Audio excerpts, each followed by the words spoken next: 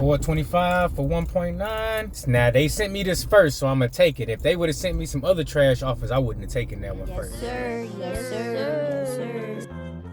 Let me drop out this first Doordash order. We're not taking that. No, right now.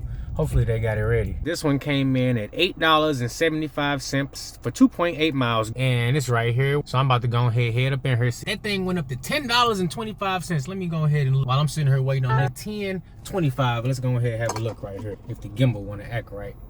Hold on, that gimbal. Hold on, gimbal. What you doing now? What you doing, gimbal? Oh my goodness, this thing is going crazy. All right, so the gimbal don't know how to act right, but that's okay though, because we gonna see if we can get it back together. Boom, just like that.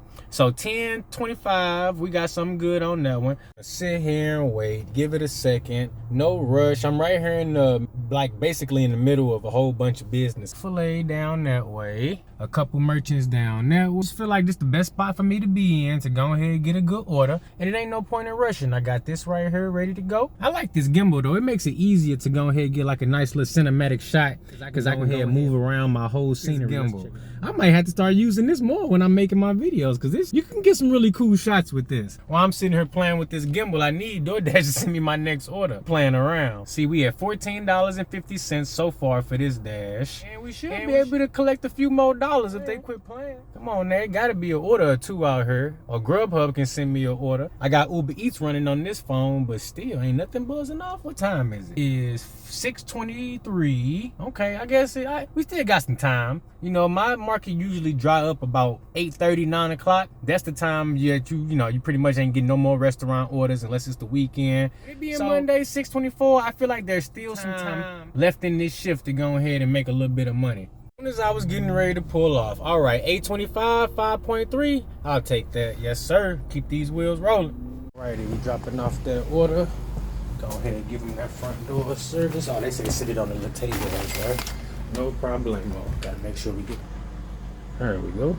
Nice little sunset over that way.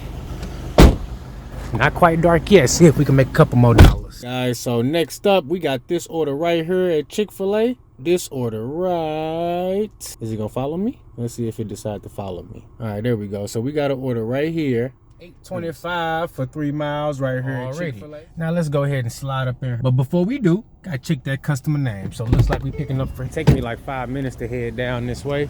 So hopefully in that 5 minutes, look at this. They got all this construction equipment in the middle of the street. See, this is why it's a good idea to have you a flashlight at nighttime. So that when you're out there doing those nighttime deliveries, you can see what's going on. Because look here, I'll be SOL. Let's go ahead and get this Chick-fil-A dropped off. Looks like we got an Uber order coming in. There we go, sit that down. Order is confirmed. Go ahead and confirm that. 8.25 stays. Got a little bit bigger red, so that's good. But the thing is, though, it can be kind of tricky because even though it say it's busier, it don't seem like it is. Now, I've been on since, what's that, 5:46, and it's now 7:22. So a little bit less than 2 hours, and we doing pretty good. We are sitting at $31 on this dash. So 31 in the first 1.5 hours. Let's get it. Let me see. Next up, looks like we got $7.25 for 6.8 miles at Chick-fil-A. No, sir. I am right next to Wasabi Sushi Bar. So they might send me a sushi order or something. I know it's a Dairy Queen right down that way. We also got a Walgreens and a CVS also. What's this right here? Okay, $9.25 for 5.1 miles. Yeah, I think that's a good deal. That right there get me to $40. Make me not have to sit here too much longer. So yeah, we're gonna go ahead and head out and do that one, guys. I like that. Already went in there and checked in so they can get started on the fries. So we got Buffalo Wild Wings over there. Let's see if we can see that. We got Buffalo Wild Wings over there. And then I don't know if we can see that one, but we got Oriental Spoon and Penn Station down that way. And then if you have a look over this way, you can see Panera Bread right over there. Then we got Wingstop and Qdoba and Chipotle and Five Guys down that way. So it's important to know your market, guys, when you're out there trying to maximize. So let's head on into Five Guys. Hopefully they ain't playing no copyrighted music up in here. Definitely was playing copyrighted music in there, but we got our order. We ready to go. Go ahead, throw that in the hot bag. Yes, sir. We have made it to our delivery destination. Look at them Halloween decorations. Just awesome. All right, let's get this one dropped off. Good thing I got my spotlight, flashlight slash gimbal. Boom. Ooh, look at that. Nice decoration. All right, set that right there. Go ahead and get us a picture. Yes, sir. And we are out. But now, that order right there should put me at like 40 bucks. Go ahead, confirm that. Complete delivery. That one should put me at 40 bucks, so we should be good now. Yep, $9.25. I'm at $40.25. Let's keep it going.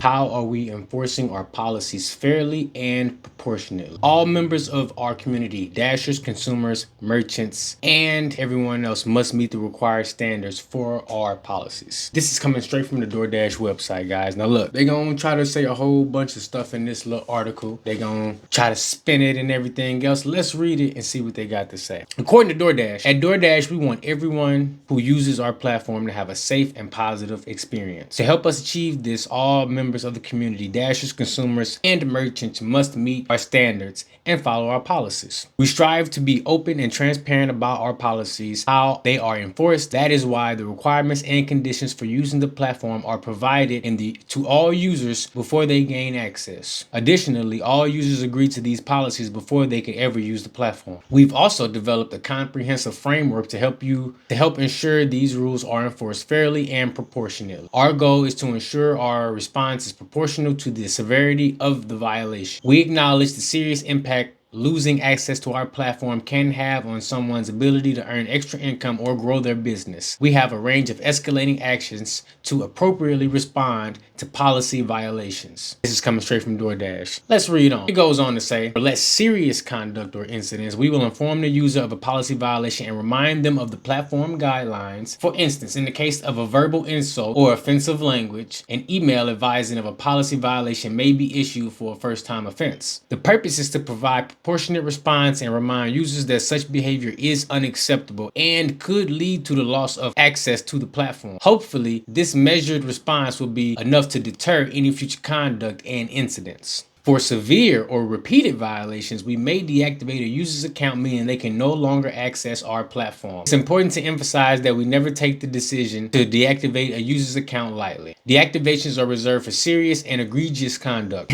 such as assault or threats to harm another person, sexual harassment or discrimination, fraud, or consistent violations of our policies like failure to complete deliveries in a safe or timely manner. In many cases, deactivations only occur after a user has received prior notifications that their conduct on the platform violated our policies. To help further ensure deactivations are fair and justified, we've put in place a dedicated review and appeals process for dashers. If a dasher's account is deactivated, they will be notified and they will also have the opportunity to appeal. The appeals process is driven by human decision making and oversight. In the rare instance that an account was deactivated in error, our team will quickly ask to reactivate that account. Deactivations are serious but necessary components to help provide safe and positive experiences for all Doordash users. While the vast majority of users follow the rules and do the right thing, it is crucial that we can act swiftly and decisively when necessary. Importantly, we are constantly exploring new ways to improve how we explain and enforce our policies, while at the same time maintaining the safety, security, and quality that all members of the Doordash community have come to expect. If you found this entertaining and informational, informative, do me a favor. Go ahead, hit that like button and that subscribe button. And let me know what you think in the comments below. Do you think that Doordash really care if they deactivate you? Do you think they deactivate people with an algorithm, or do you think there's a human element involved to the deactivations that we see across the Doordash platform? Now, they say here that most deactivations are, for egregious and repetitive behavior that's in violation of their policy, right? But we've also heard many stories of random deactivations and unjust deactivations. So let's see if Doordash is starting to head in a new direction. But if you ask me, I say no tip, no trip. Don't put all your eggs in one basket. There we go. Now I feel better. Had to rinse my face off, clean my nails real quick. Can't be out here with dirty fingernails. We don't rock like that. Alrighty. So like I was saying, basically, look, don't, no tip, no trip. That's the first thing. Don't put all your eggs in one basket. Even though they saying they got Dasher's best interests, in their mind when they thinking about these deactivations, they also saying that if they think that you're doing repeated violations, they will deactivate you. Look, even though they saying this, treat it the same. Act like you can be deactivated at any time, because you can. You cannot sit up here and bank on these gig apps and hope that they don't deactivate you because they have an error. Because they just said right here that if you deactivate it in error, so they acknowledge that they make mistakes when it comes to these deactivations, and that can lead to loss of income for people. These are serious things, guys. So look, even though I just read this all nicely, still don't trust DoorDash, okay? Make sure you making your money. Have a backup plan. Have a backup plan to that backup plan. And if that don't work, make another plan. Stop playing, man. Don't be out here banking on these gig apps. They ain't finna take care of you. You got to take care of you. Alrighty, guys, we made it back home. We done with this little shift. We were out for an hour and 45 minutes active time, according to DoorDash, but we all know it was really 2 hours. They try to tell you active time and this and that. They say on active time, I had an hour and 34 minutes, 5 deliveries. This is what they say, but it was 2 hours. It's all good. Look, we're not going to sugarcoat it. $40.25. Still a great, amount of money for 2 hours of work with only DoorDash too. Now that we back home, we done with all that. On my face, there we go. Have a look at the office real quick. I got everything cleaned up. I moved some things around. We got the desk over this way. Green screen still here, but we finna actually get a extended green screen so we could cover more space up in here. But that was some good little money made for that quick little DoorDash shift. Now it's time to, sit down, get in front of this computer. Come on, follow me down here. Get in front of this computer and make some videos with this gimbal. Follow me, follow me, follow me. There we go. This thing is cool. I got it set up on the desk right here, and it's attached to a tripod, and wherever I move to, it's just gonna follow me. So if you thinking about getting you a gimbal, get the DJI Osmos Mobile 6. It's on sale right now on Amazon, and I do not have an affiliate link, but I think it's worth mentioning, and I think it's a great piece of equipment to get the job done. Let me know if you enjoy some of the visual shots we got today using the mobile Osmos, and with that stability and nice stableness, hopefully it